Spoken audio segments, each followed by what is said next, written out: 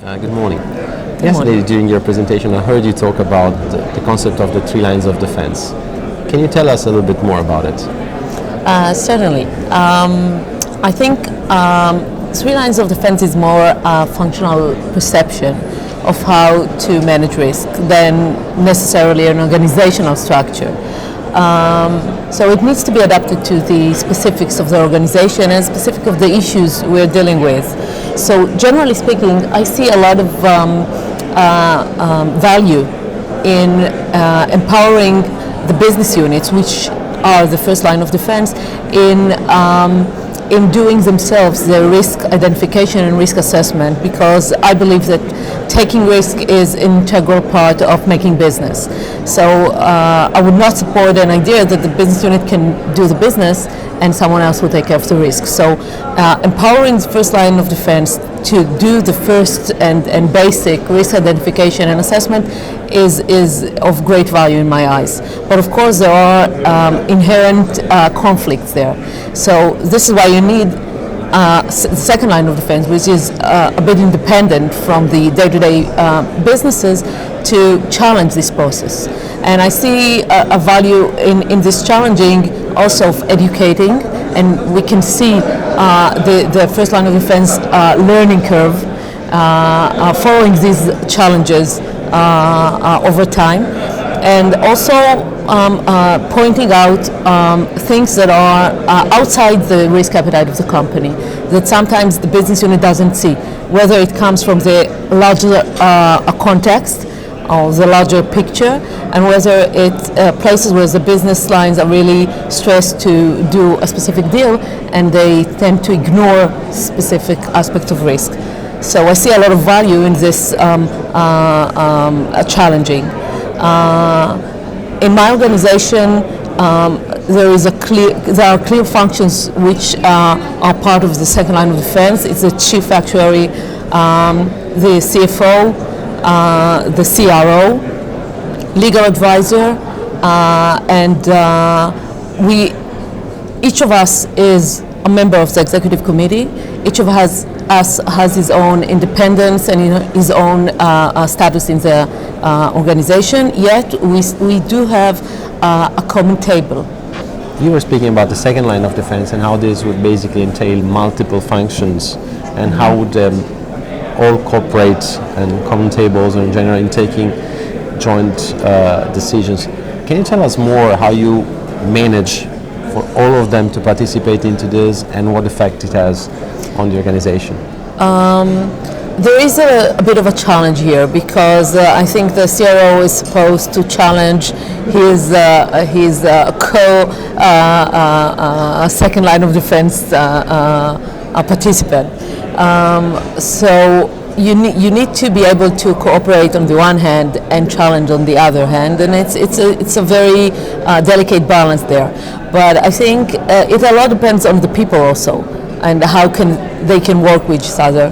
Our experience was quite good, because we mainly cooperate, and the challenging part exists there, but it's done on a friendly way, in an open way. There is an open discussion between the different functions, and we respect the fact that each of us has his own view and his own function and his own tasks, and we can have an educated discussion about issues that we don't agree about.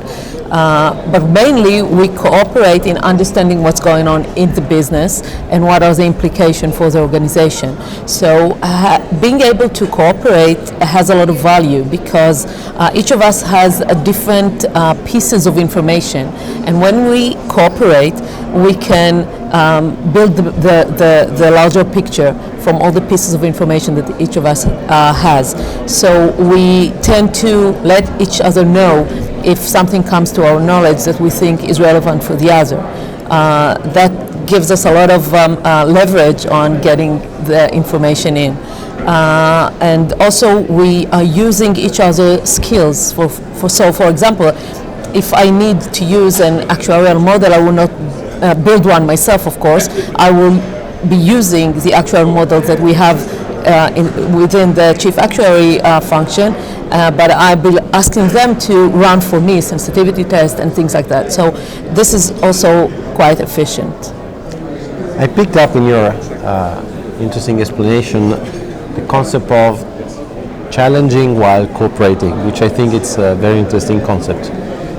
I'd like to think about how this plays between the first and the second line of defense.